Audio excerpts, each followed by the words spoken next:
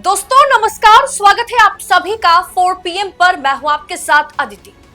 All India party meeting में शाह का सफेद झूठ पकड़ा गया। मोदी को बचाने की कोशिश फेल हो गई। सरकार ने अपने पैरों पर ही कुल्हाड़ी मार ली। अमित शाह ने अपने पैरों पर ही कुल्हाड़ी मारी है, क्योंकि ऑल इंडिया मीटिंग में अपनी चूक मानते हुए कश्मीरी टूरिस्ट या टूर ऑपरेटर्स पर दोष डालना, पहलगाम में बैसरान स्पॉट खुला है, उसके बारे में सरकार को कुछ भी पता नहीं है, ये कहना बड़ा महंगा पड़ गया।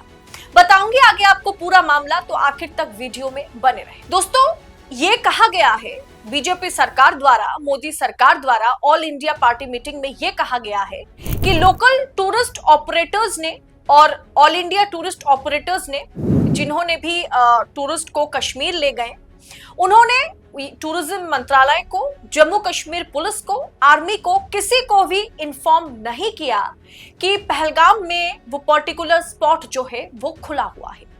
मतलब एकदम गुपचुप तरीके से वहां टूरिज्म चलाया जा रहा है। इससे बड़ा झूठ और क्या हो सकता है। पहलगाम हमले में सरकार ने मानी चूक, सर्वदलीय बैठक में विपक्ष ने उठाई ये सवाल। हेडिंग देखिए दोस्तों, और इसके नीचे खबर क्या है आपको मैं पढ़कर सुनाती हूं, फिर आपको विश्लेषण करके बताऊंगी कि सरकार ने कितना बड़ा झूठ सबके सामने रखा है। बैठक में इस क्रूर आतंकी हमले की सर्वसम्मति से निंदा की गई है। विपक्षी दलों ने कहा कि हम सरकार द्वारा उठाए जाने वाले हर कदम का समर्थन करेंगे। ऑल पार्टी मीटिंग में विपक्षी दलों ने कड़े सवाल उठाए और कहा, इंटेलिजेंस एजेंसियां कहां थी, सीआरपीएफ और सुरक्षा बल कहां थे। ज्यादातर राजनीतिक दलों ने इंटेलिजेंस चूक और वहां पर प्रॉपर सुरक्षा डिप्लॉयमेंट की बात उठाई है। राहुल गांधी ने भी पूछा कि ऊपर जहां घटना हुई वहां सुरक्षा कर्मी क्यों नहीं थे। दोस्तों, इसके ऊपर सरकार ने जो जवाब दिया, इस पर सरकार का जो जवाब आया, आप सुनेंगे तो आप हैरान रह जाएंगे। सरकार ने जवाब दिया कि आमतौर पर इस रूट को जून के महीने में खोला जाता है, जब अमरनाथ यात्रा शुरू होती है, क्योंकि अमरनाथ यात्रा के यात्री इस जगह पर रेस्ट करते हैं। इस बार लोकल टूर ऑपरेटर्स ने सरकार को बिना जानकारी दिए हुए वहां पर टूरिस्ट की बुकिंग लेनी शुरू कर दी और 20 अप्रैल से वहां पर टूरिस्ट को ले जाना, मतलब टूरिस्ट वहां पर जाना शुरू करते हैं, टूरिस्ट को वहां ले जाना शुरू हो जाता है, जिसकी जानकारी लोकल अथॉरिटीज को नहीं थी। इस वजह से वहां पर डिप्लॉयमेंट नहीं किया गया है, क्योंकि इस जगह पर अमरनाथ यात्रा के शुरू होने से पहले डिप्लॉयमेंट हर साल जून के महीने में ही होता है। दोस्तों, मैं दिल्ली में रहती हूँ। 26 जनवरी के आगे पीछे, मतलब लगभग एक हफ्ते के आसपास या 10 दिन, 26 जनवरी के 6-7 दिन पहले से लेकर के 3-4 दिन बाद तक, करीब 10 दिन तक, 26 जनवरी के आगे पीछे, मतलब रिपब्लिक डे के आगे पीछे, इंडिया गेट बंद रहता है। अब 26 तारीख को मार्च पास्ट परेड के लिए तैयारियां शुरू हो जाती है पहले से ही। अब अगर इंडिया गेट में कोई बैरिकेडिंग नहीं होगी, कोई सुरक्षा कर्मी या पुलिस मौजूद नहीं होंगे वहां पर यह कहने के लिए कि इंडिया गेट के अंदर प्रवेश निषेध है, और अगर रोज रोज भीड़ इकट्ठा हो रही है, किसी दिन अगर बड़ा हादसा हो जाए, अगर सरकार कहे कि एक हफ्ते के लिए तो इंडिया गेट बंद रहता है, हमें कैसे पता होगा कि लोकल टूर गाइड ने इंडिया गेट में टूरिस्ट घुसाए? और सरकार कहेगी कि इसी के चलते हादसा हुआ, क्योंकि हमें पता नहीं था, क्योंकि इंडिया गेट तो इस समय एक हफ्ते के लिए बंद रहता है, जो कुछ भी गलती है वो टूर गाइड का है। अब दोस्तों, इस बात का कोई मतलब बनता है क्या? क्योंकि कोई भी जगह पर, अगर कोई भी जगह या टूरिस्ट स्पॉट खास करके बंद रखा जाता है, उसके लिए वहां सिक्योरिटी तैनात होनी चाहिए। सिक्योरिटी की तैनाती जरूरी है ये बताने के लिए कि ये स्पॉट बंद है, आप यहां मत घूमिए। दोस्तों, 22 अप्रैल को हमला हुआ और 20 अप्रैल से ही वहां पर टूरिस्ट जो है वो इकट्ठा हो रहे थे। रोज कश्मीर की उस इलाके में हजारों पर्यटक घूमने जा रहे हैं और सरकार और टूरिज्म डिपार्टमेंट को, टूरिज्म अथॉरिटी को इसके बारे में भनक तक नहीं लगी, उन्हें कुछ पता नहीं चला, इसीलिए यह हादसा हुआ। दोस्तों, सरकार ये कहने की कोशिश या समझाने की कोशिश कर रही है कि पिछले 2 दिन से 2000 लोग वहां घूमने जा रहे हैं और 22 तारीख को भी करीब 2-2.5 हजार टूरिस्ट जो है उस इलाके पर पहुंचते हैं। आर्मी, पुलिस, टूरिज्म मिनिस्ट्री को, सरकार को पता ही नहीं था। वहां 4-5 आतंकी अगर घूम रहे हैं, उसके बारे में सरकार को खाक पता चलेगा क्या? मतलब दोस्तों, उस इलाके में 2000 टूरिस्ट 20 तारीख को, 20 अप्रैल को पहुंचे। सरकार को, टूरिज्म मिनिस्ट्री को, आर्मी को, पुलिस को भनक नहीं लगी। 21 तारीख को भी 2-2.5 हजार लोग वहां पहुंचे, किसी को कुछ पता नहीं। 22 तारीख को वहां हमला हो जाता है, तब सरकार यह कहती है कि हमें कुछ पता ही नहीं कि वहां टूरिस्ट इकट्ठा हो रहे हैं। सोचिए, फिर वहां पर अगर 4-5 आतंकवादी घूम रहे होंगे तो सरकार को कहां से पता चलेगा?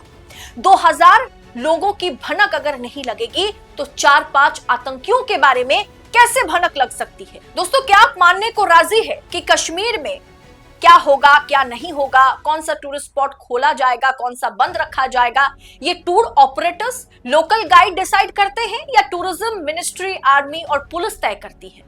ये गलत चाल चली है सरकार ने, क्योंकि ये बहुत बेसिक है कि कोई भी टूरिस्ट स्पॉट अगर बंद है तो उसके लिए बैरिकेडिंग और सुरक्षा कर्मियों की तैनाती जरूरी है। तभी पता चलेगा कि उस इलाके पर जाना या उस इलाके के आगे जाना मना है। मतलब दोस्तों, सरकार कहने की कोशिश क्या कर रही है? सरकार क्या कहने की कोशिश कर रही है? सरकार ने जो स्टेटमेंट दिया है उसका अर्थ तो ये हुआ ना कि बेसारन में टूरिस्ट के जगह अगर टेररिस्ट भी कैंप बनाकर वहां पर बैठे रहते तो अमरनाथ यात्रा से पहले सरकार को, आर्मी को, पुलिस को पता नहीं चलता, उन्हें भनक नहीं लगती कि वहां पर टेररिस्ट ने कैंप बनाया है, क्योंकि वो जगह तो बंद रहता है ना। अमरनाथ से पहले थोड़ी खुलता है, जून से पहले थोड़ी खुलेगा, वहां पेट्रोलिंग की जरूरत ही क्या है? पहलगाम घुसने से पहले दोस्तों एक टोल टैक्स पड़ता है, वहां हिसाब रखा जाता है कि कितनी गाड़ियां ऊपर गई है, कितने लोग ऊपर गए, नीचे आर्मी कैंप है, सब चीजों की निगरानी बारीकी से रखी जाती है उस इलाके में। फिर भी दोस्तों, उस टूरिस्ट स्पॉट पर आर्मी, पुलिस या किसी सुरक्षा कर्मी का ना होना और टूर ऑपरेटर्स और लोकल टूर गाइड्स पर दोष डालकर सरकार बच नहीं सकती, क्योंकि ये पुलवामा नहीं है कि सेना के डिसिप्लिन को ध्यान में रखते हुए कोई भी जवान या उनके परिवार के लोग सरकार को कटघरे में खड़ा नहीं करेगा।